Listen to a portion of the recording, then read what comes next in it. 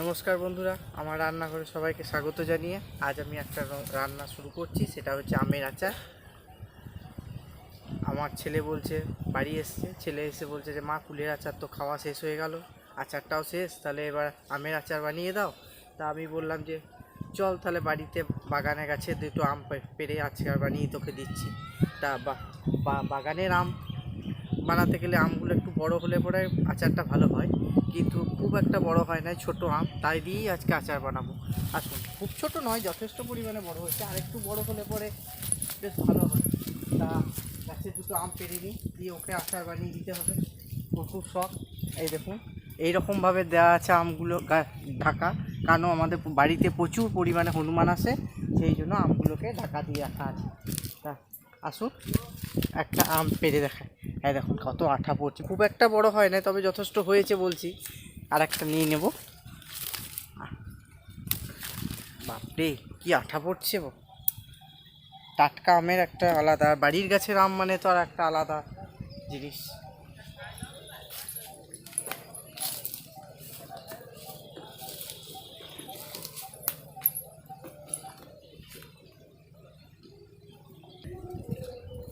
এই আমটা অনেকটা বড় হয়ে গেছে, এটাতে ভালো হবে। এই আম পারলাম, এতেই আমার হয়ে যাবে আচার। এই যে আমার লিচু ধরে গেছে, লিচুগুলো পাকতে শুরু করেছে, কিন্তু পাখিতে খেয়ে নিচ্ছে। ওই আর একটা গাছ আছে, ওই গাছে অনেকগুলো লিচু হয়েছে। এই যে এটা খুব ছোট আমটা, কিন্তু এই আমটার নাম কি জানেন? এই আমটার নাম হচ্ছে সুবর্ণরেখা আম। এই আমটার বোকাটা একটু মোটা হয়, দেখতে খুব ভালো লাগে, মিষ্টি হয়, পাকলে খুব মিষ্টি, কিন্তু কাঁচাতে টক। আম ধরেছে আমাদের বাড়িতে গাছে। এই দেখুন, এই আমটার নাম হচ্ছে হিমসাগর।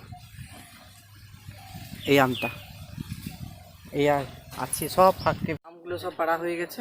এবার এগুলোকে কেটে গুড় দিয়ে আমের আচার বানাবো। আপনারা দেখতে থাকুন ভিডিওটা প্রথম থেকে শেষ পর্যন্ত। কেমন লাগে? প্রথমে আচার বানানোর জন্য আগে একটু ভাজা গুঁড়ি একটা মশলা বানিয়ে নেব। গ্যাসটা ধরিয়ে নিচ্ছি।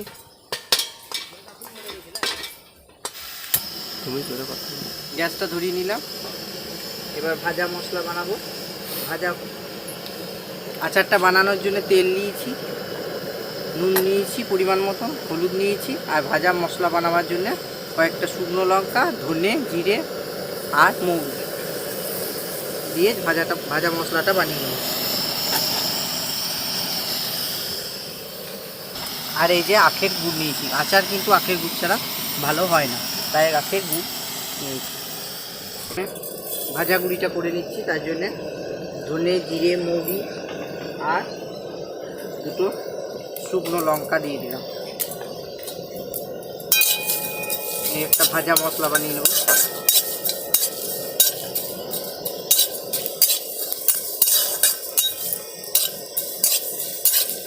মশলাটা ভেজে নিচ্ছি।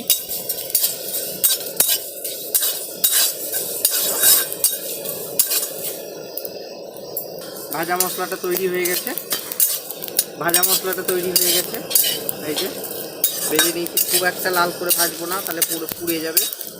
এরকম এই হয়ে গেছে মশলাটা। এবার আমি গ্যাসের ফ্লেমটাকে বন্ধ করে দিই। এটাকে আমি সাইডে নামিয়ে রাখলাম। এবার আমগুলোকে কেটে নেব।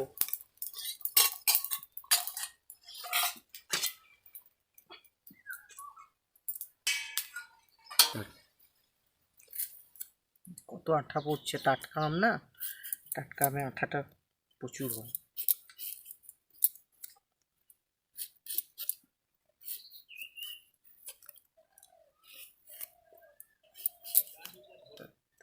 এভাবে ছালগুলোকে ছাড়িয়ে নেবে,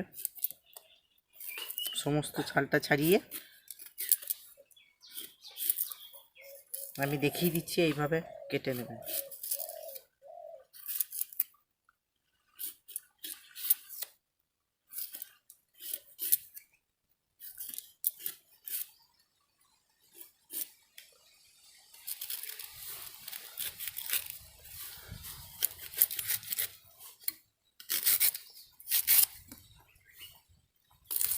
এভাবে ছোট ছোট করে নেব।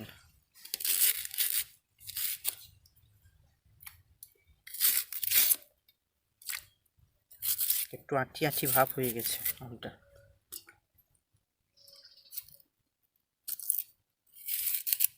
আঁটিটাও দেওয়া যাবে।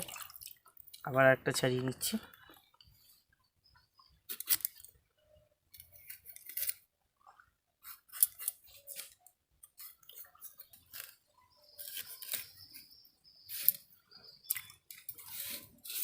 একটু শক্ত শক্ত হয়ে গেছে, কিছুটা আঠির মতন হয়ে গেছে। এইভাবে আমি সব আমগুলোকে কেটে নেব। এই যে এইভাবে কেটে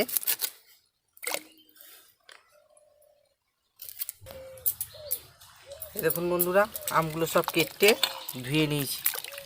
ভালো করে পরিষ্কার করে ধুয়ে নিলাম। একটা কালো কষ বেরিয়ে গেল। এবার এটা একটু জলের মধ্যে দিয়ে দেবো। একটু পরিমাণ মতো জল দিয়ে এই আমটাকে সিদ্ধ করে নেব প্রথমে।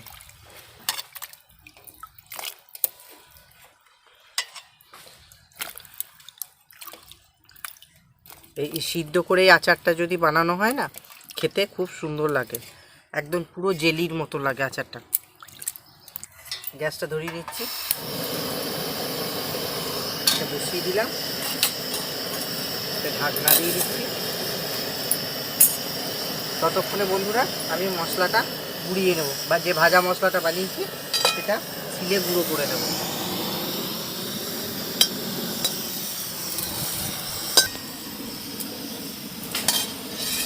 শিলনোড়াতে মশলাটা গুঁড়ো করে নেব, ভাজা গুঁড়িটা।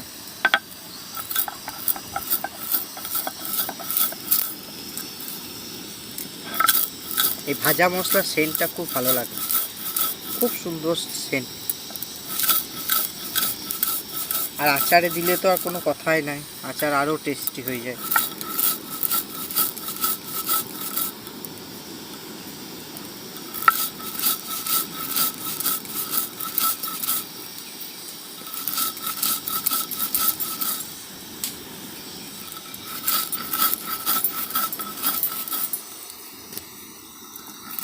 এই যে মশলাটা গুঁড়ো হয়ে গেছে,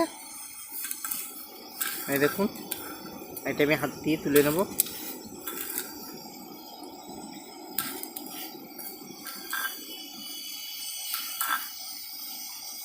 শিলে গুঁড়ো করলে পরে শিলের মশলা বাটার টেস্টটা একটা আলাদা লাগে। তাতে যাই মশলাই গুঁড়ো করুন, ভাজা গুঁড়ো করুন আর মশলাই বাটুন, খুব টেস্ট হয়। চলুন দেখি আমার আমটা কতটা সিদ্ধ হলো। ফুটছে, আর একটু হয়ে যাক সিদ্ধ। সিদ্ধ না হলে একটু বেশ ভালো করে ম্যাশ করা যাবে না, তো আর একটু ভালো করে সিদ্ধ করুন।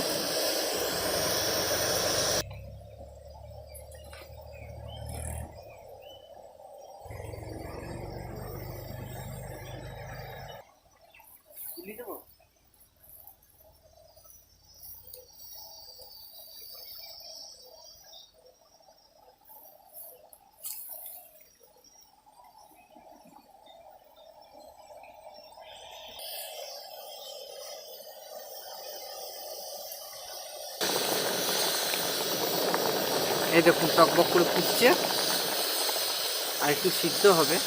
তো এইরকমভাবে টকবক করে ফুটিয়ে নিতে হবে, তাহলে কী হয় আচারটা খুব টক।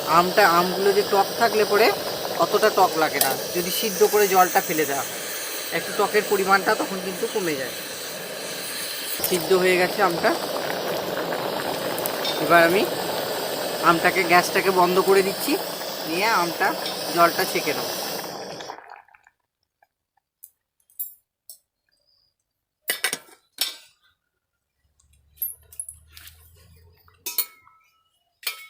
জলটা ছেঁকে এবার দিয়ে দিচ্ছি, তাহলে টকটা কম লাগবে।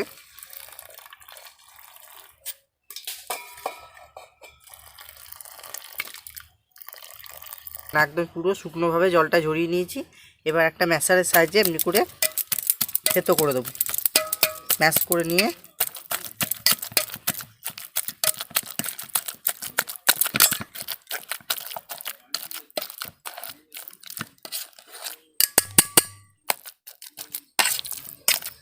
ম্যাশ করে নিলাম।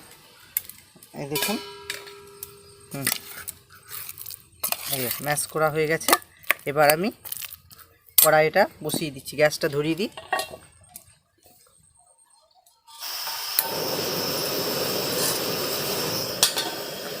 গ্যাসটা বসিয়ে দিলাম, কড়াইটা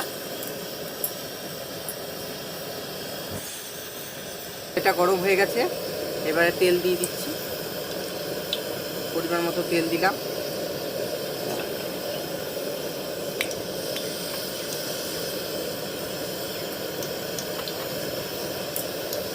বেশি এই আচারটা বানাতে বেশি কিছু উপকরণ লাগে না, অল্প উপকরণের মধ্যেই হয়, কিন্তু বেশি লাগবে না। ঘরোয়া কটা জিনিস দিয়েই এই আচারটা বানানো যায়, কিন্তু খেতে কিন্তু একদম পুরো জেলির মতো লাগবে আচারটা যখন খাওয়া হবে।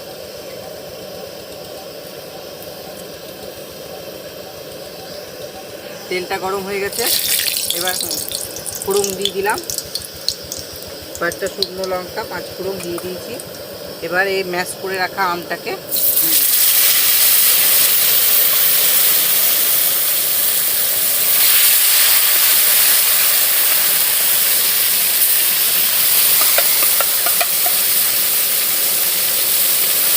এই আচারটা হবে মিষ্টি আচার।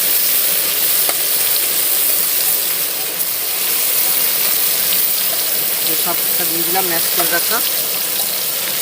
এবার এটাকে নেড়ে দিলাম।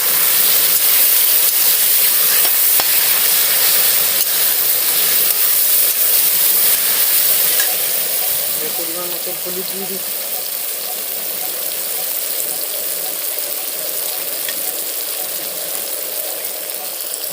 পরিমাণ মতো নুন দিয়ে দিচ্ছি।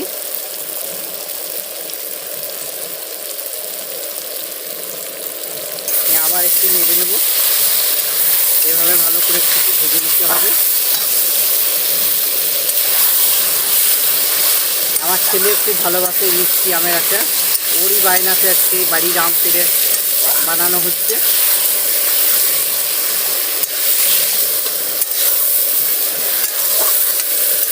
ও এমনি টমেটোর চাটনি খেতে পছন্দ করে না, কিন্তু এইভাবে আমের চাটনি বানিয়ে রেখে দিলে পরে ও খেতে খুব পছন্দ করে। এই যে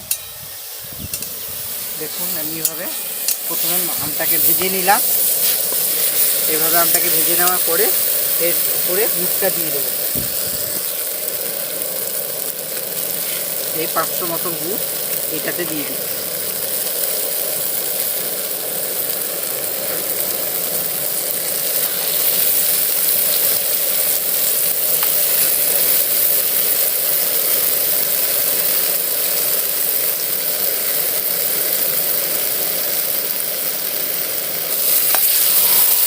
এটাতে কোনো জল দেওয়া যাবে না, এই গুড়টা থেকেই জল বেরিয়ে এটার সঙ্গে আমের সঙ্গে পুরোভাবে মিশে যাবে।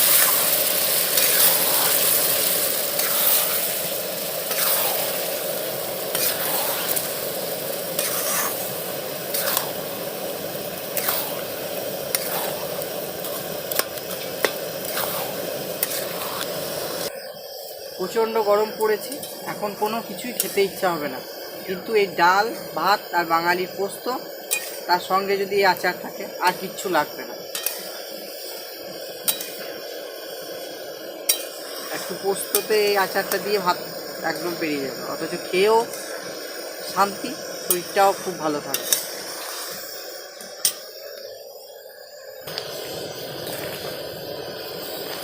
এই দেখুন, এইরকম বড় বড় করে ফুটবে, টকবক টকবক করে ফুটলে পরে আমের আর গুড়ে একসঙ্গে মিশে। এই যে আমার আচার হয়ে গেল। আপনাদের সঙ্গে গল্প করতে করতে আমার গাছের আম পেড়ে, বাগানের গাছের আম পেড়ে আচার বানানো হয়ে গেল, আর আমার ছেলের আবদারও রাখা হলো। এইভাবে গ্যাসটাকে কমিয়ে অফ করে দিচ্ছি। এই দেখুন, আমার আচার হয়ে গেছে। এবার একটা আমি পাত্রে এটা ঢেলে নেব।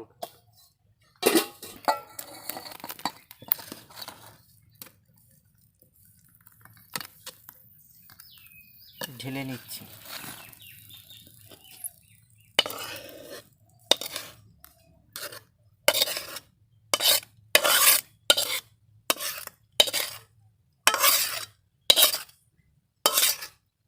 এবার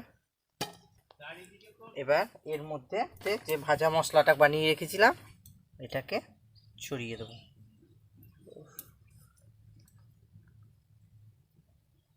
এভাবে ছড়িয়ে দিয়ে আর একবার ওপর নিচ করে মাখিয়ে নেব।